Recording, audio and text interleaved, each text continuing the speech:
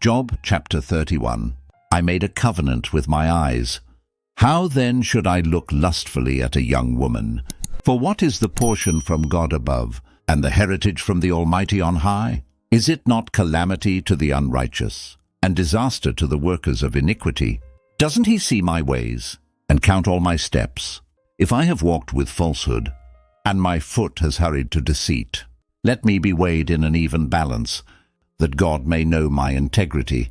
If my step has turned out of the way, if my heart walked after my eyes, if any defilement has stuck to my hands, then let me sow, and let another eat. Yes, let the produce of my field be rooted out.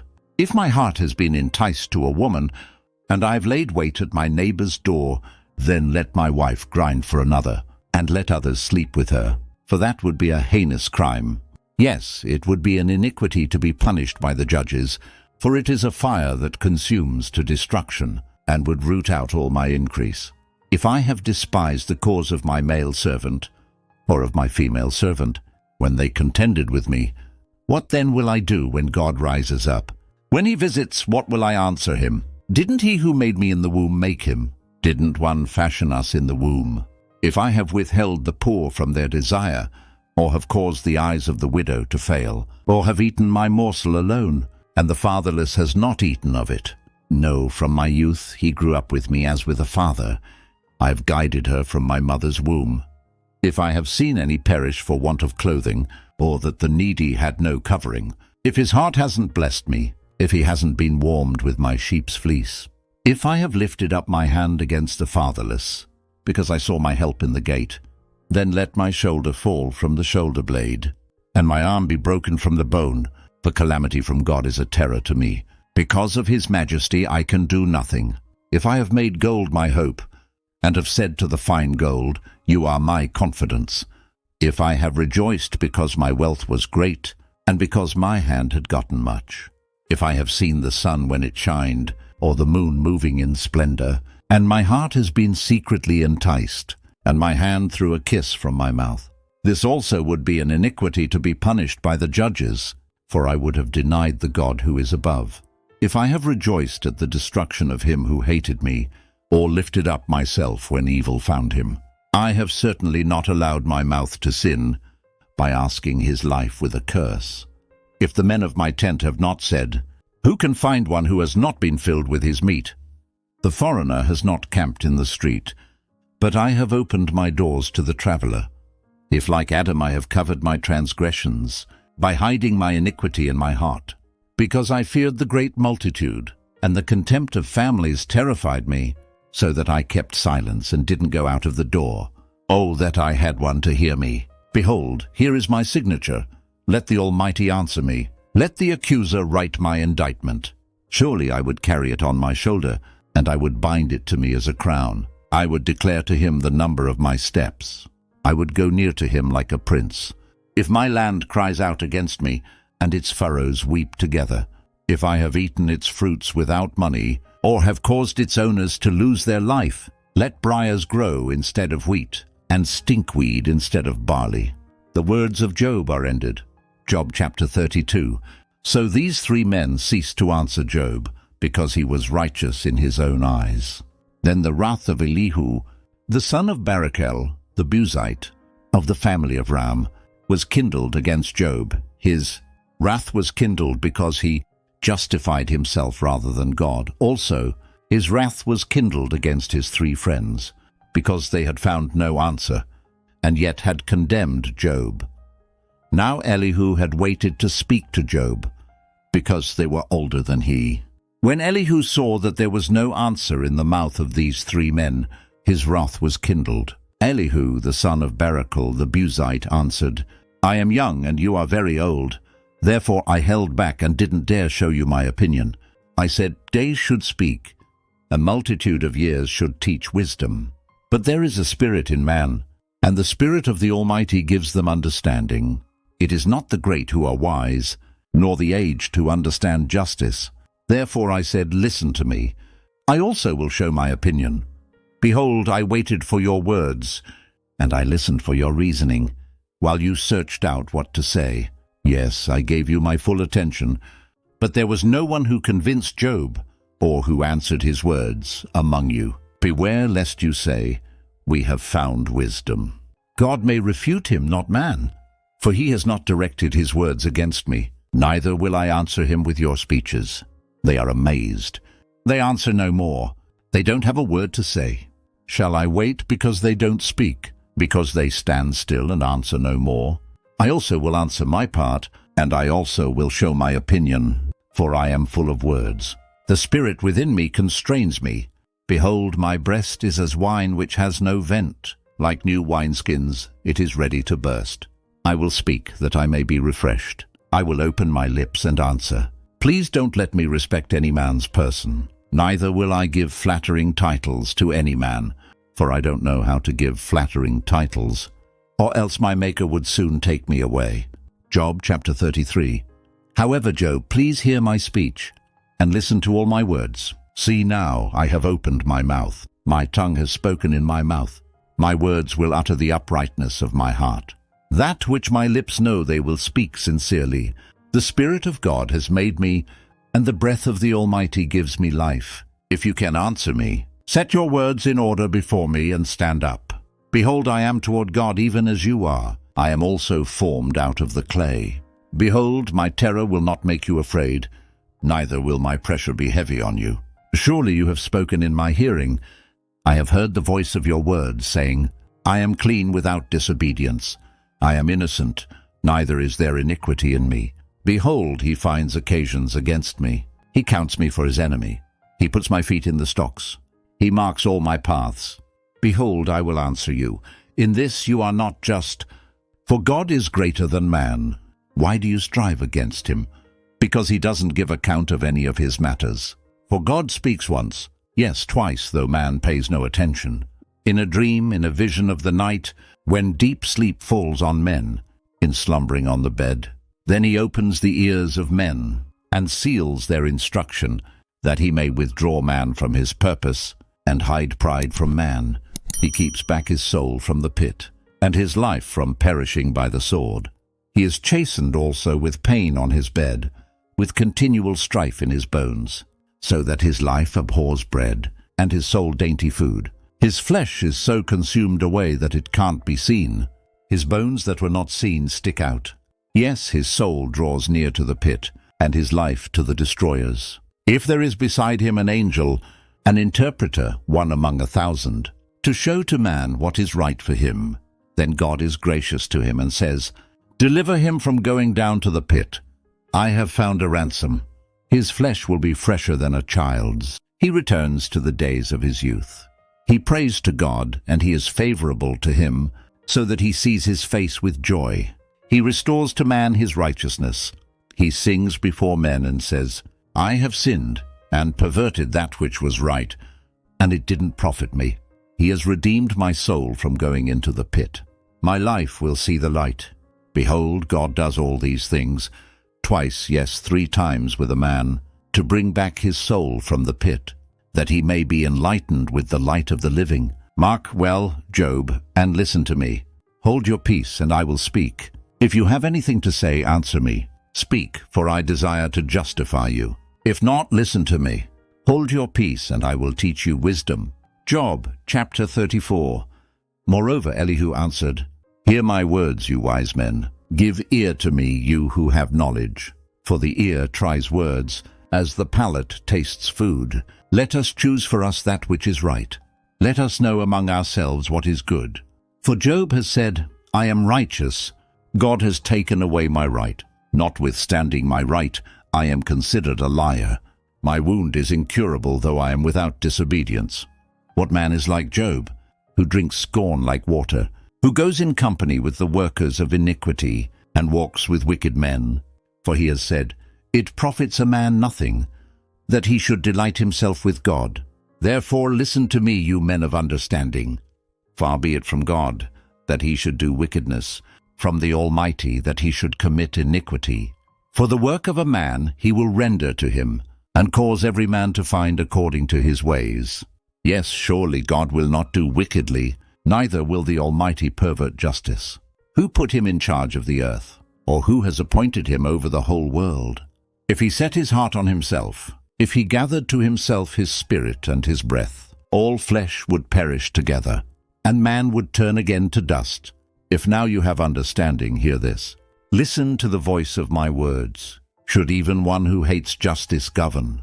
Will you condemn him who is righteous and mighty, who says to a king, vile, or to nobles, wicked? He doesn't respect the persons of princes, nor respect the rich more than the poor, for they all are the work of his hands. In a moment they die, even at midnight. The people are shaken and pass away. The mighty are taken away without a hand. For his eyes are on the ways of a man. He sees all his goings. There is no darkness nor thick gloom, where the workers of iniquity may hide themselves. For he doesn't need to consider a man further, that he should go before God in judgment. He breaks mighty men in pieces in ways past finding out, and sets others in their place. Therefore he takes knowledge of their works. He overturns them in the night, so that they are destroyed. He strikes them as wicked men in the open sight of others, because they turned away from following him, and wouldn't pay attention to any of his ways, so that they caused the cry of the poor to come to him. He heard the cry of the afflicted. When he gives quietness, who then can condemn? When he hides his face, who then can see him? He's over a nation or a man alike, that the godless man may not reign, that there be no one to ensnare the people. For has any said to God, I am guilty, but I will not offend any more. Teach me that which I don't see. If I have done iniquity, I will do it no more. Shall his recompense be as you desire, that you refuse it? For you must choose, and not I. Therefore speak what you know. Men of understanding will tell me, yes, every wise man who hears me. Job speaks without knowledge. His words are without wisdom. I wish that Job were tried to the end, because of his answering like wicked men.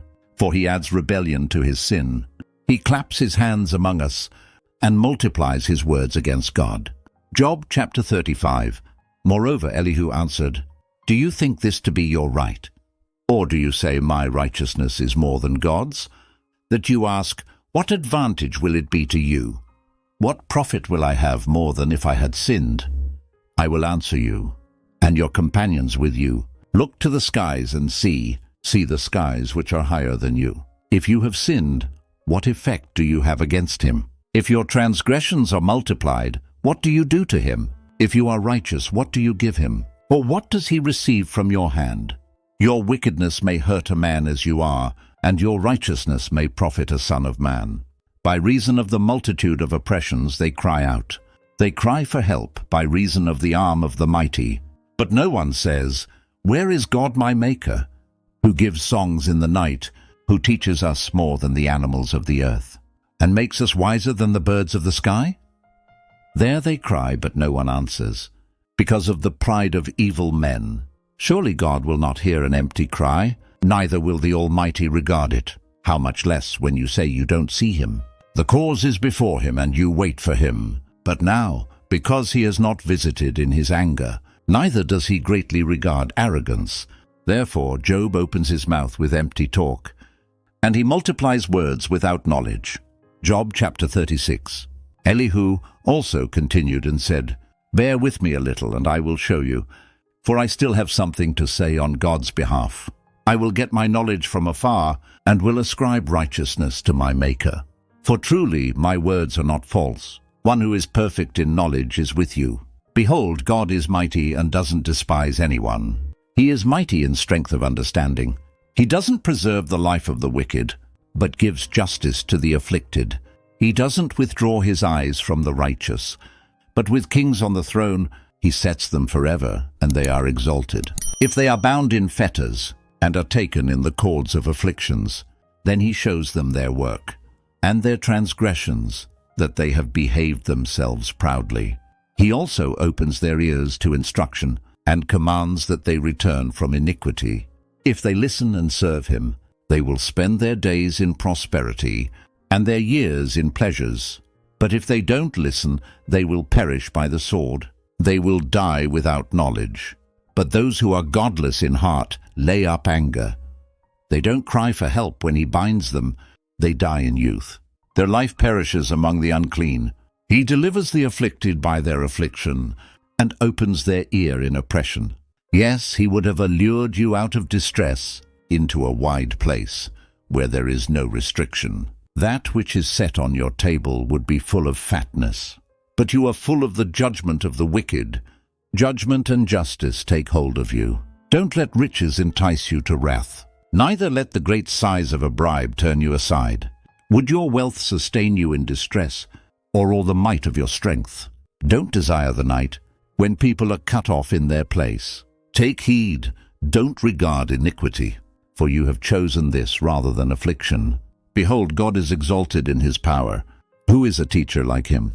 Who has prescribed his way for him? Or who can say, you have committed unrighteousness? Remember that you magnify his work, about which men have sung. All men have looked on it. Man sees it afar off. Behold, God is great, and we don't know him. The number of his years is unsearchable, for he draws up the drops of water, which distill in rain from his vapor, which the skies pour down, and which drop on man abundantly. Indeed, can anyone understand the spreading of the clouds, and the thunderings of his pavilion? Behold, he spreads his light around him. He covers the bottom of the sea, for by these he judges the people. He gives food in abundance. He covers his hands with the lightning, and commands it to strike the mark. Its noise tells about him, and the livestock also, concerning the storm that comes up. Job chapter 37. Yes, at this my heart trembles, and is moved out of its place. Hear, oh, hear the noise of his voice, the sound that goes out of his mouth. He sends it out under the whole sky, and his lightning to the ends of the earth. After it a voice roars. He thunders with the voice of his majesty. He doesn't hold back anything when his voice is heard. God thunders marvelously with his voice. He does great things which we can't comprehend. For he says to the snow, fall on the earth, likewise to the shower of rain, and to the showers of his mighty rain. He seals up the hand of every man, that all men whom he has made may know it. Then the animals take cover, and remain in their dens. Out of its room comes the storm, and cold out of the north. By the breath of God ice is given, and the width of the waters is frozen. Yes, he loads the thick cloud with moisture. He spreads abroad the cloud of his lightning. It is turned around by his guidance, that they may do whatever he commands them, on the surface of the habitable world, whether it is for correction, or for his land, or for loving kindness that he causes it to come. Listen to this, Job. Stand still and consider the wondrous works of God. Do you know how God controls them and causes the lightning of his cloud to shine? Do you know the workings of the clouds, the wondrous works of him who is perfect in knowledge? You whose clothing is warm, when the earth is still by reason of the south wind. Can you with him spread out the sky, which is strong as a cast metal mirror? Teach us what we will tell him, for we can't make our case by reason of darkness. Will it be told him that I would speak, or should a man wish that he were swallowed up? Now men don't see the light which is bright in the skies, but the wind passes and clears them. Out of the north comes golden splendor. With God is awesome majesty. We can't reach the Almighty. He is exalted in power. In justice and great righteousness he will not oppress. Therefore men revere him. He doesn't regard any who are wise of heart. Job chapter 38. Then Yahweh answered Job out of the whirlwind. Who is this who darkens counsel? By words without knowledge. Brace yourself like a man, for I will question you, then you answer me. Where were you when I laid the foundations of the earth? Declare if you have understanding. Who determined its measures, if you know? Or who stretched the line on it? What were its foundations fastened on? Or who laid its cornerstone, when the morning stars sang together, and all the sons of God shouted for joy? Or who shut up the sea with doors, when it broke out of the womb, when I made clouds its garment, and wrapped it in thick darkness, marked out for it my bound, set bars and doors, and said, you may come here, but no further. Your proud waves shall be stopped here. Have you commanded the morning in your days, and caused the dawn to know its place, that it might take hold of the ends of the earth, and shake the wicked out of it? It is changed as clay under the seal, and presented as a garment. From the wicked their light is withheld. The high arm is broken. Have you entered into the springs of the sea? Or have you walked in the recesses of the deep? Have the gates of death been revealed to you? Or have you seen the gates of the shadow of death? Have you comprehended the earth in its width? Declare if you know it all. What is the way to the dwelling of light? As for darkness, where is its place, that you should take it to its bound, that you should discern the paths to its house? Surely you know, for you were born then, and the number of your days is great. Have you entered the storehouses of the snow, or have you seen the storehouses of the hail, which I have reserved against the time of trouble, against the day of battle and war? By what way is the lightning distributed, or the east wind scattered on the earth?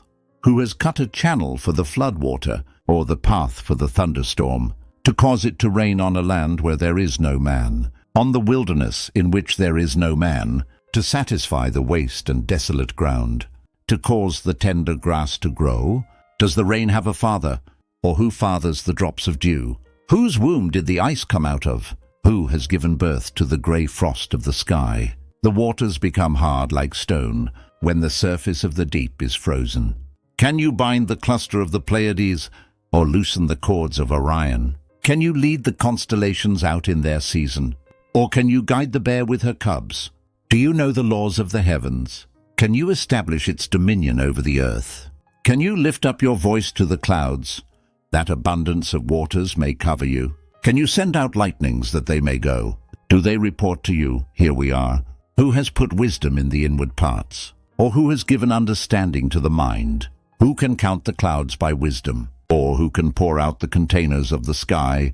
When the dust runs into a mass, and the clods of earth stick together, can you hunt the prey for the lioness, or satisfy the appetite of the young lions? When they crouch in their dens, and lie in wait in the thicket? Who provides for the raven his prey, when his young ones cry to God, and wander for lack of food? Job chapter 39. Do you know the time when the mountain goats give birth? Do you watch when the doe bears fawns? Can you count the months that they fulfill? Or do you know the time when they give birth? They bow themselves, they bear their young, they end their labor pains. Their young ones become strong. They grow up in the open field. They go out and don't return again. Who has set the wild donkey free? Or who has loosened the bonds of the swift donkey? Whose home I have made the wilderness, and the salt land his dwelling place. He scorns the tumult of the city, neither does he hear the shouting of the driver. The range of the mountains is his pasture. He searches after every green thing. Will the wild ox be content to serve you, or will he stay by your feeding trough? Can you hold the wild ox in the furrow with his harness, or will he till the valleys after you? Will you trust him because his strength is great, or will you leave to him your labor? Will you confide in him that he will bring home your seed, and gather the grain of your threshing floor? The wings of the ostrich wave proudly, but are they the feathers and plumage of love? For she leaves her eggs on the earth, warms them in the dust, and forgets that the foot may crush them, or that the wild animal may trample them. She deals harshly with her young ones, as if they were not hers. Though her labor is in vain, she is without fear, because God has deprived her of wisdom, neither has he imparted to her understanding. When she lifts up herself on high, she scorns the horse and his rider. Have you given the horse might? Have you clothed his neck with a quivering mane? Have you made him to leap as a locust? The glory of his snorting is awesome.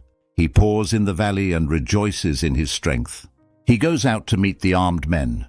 He mocks at fear and is not dismayed, neither does he turn back from the sword. The quiver rattles against him, the flashing spear and the javelin. He eats up the ground with fierceness and rage. Neither does he stand still at the sound of the trumpet. As often as the trumpet sounds, he snorts, "Aha!" He smells the battle afar off, the thunder of the captains and the shouting. Is it by your wisdom that the hawk soars and stretches her wings toward the south? Is it at your command that the eagle mounts up and makes his nest on high? On the cliff he dwells and makes his home, on the point of the cliff and the stronghold. From there he spies out the prey. His eyes see it afar off. His young ones also suck up blood. Where the slain are, there he is. Job chapter 40. Moreover, Yahweh answered Job, "Shall he who argues contend with the Almighty? He who argues with God, let him answer it." Then Job answered Yahweh, "Behold, I am of small account. What will I answer you?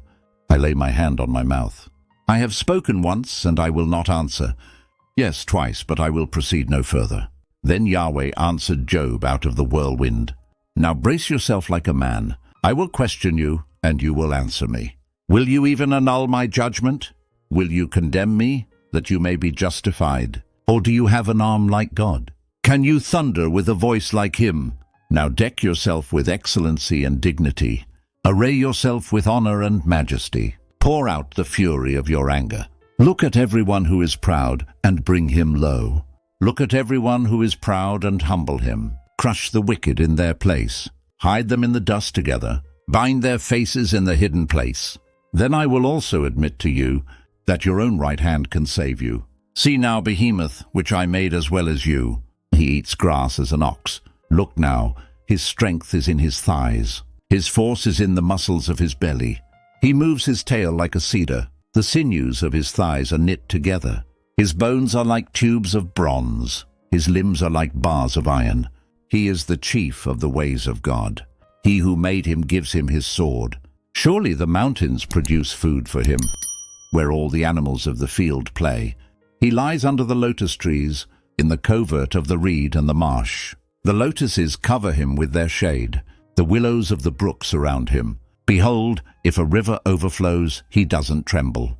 He is confident, though the Jordan swells even to his mouth.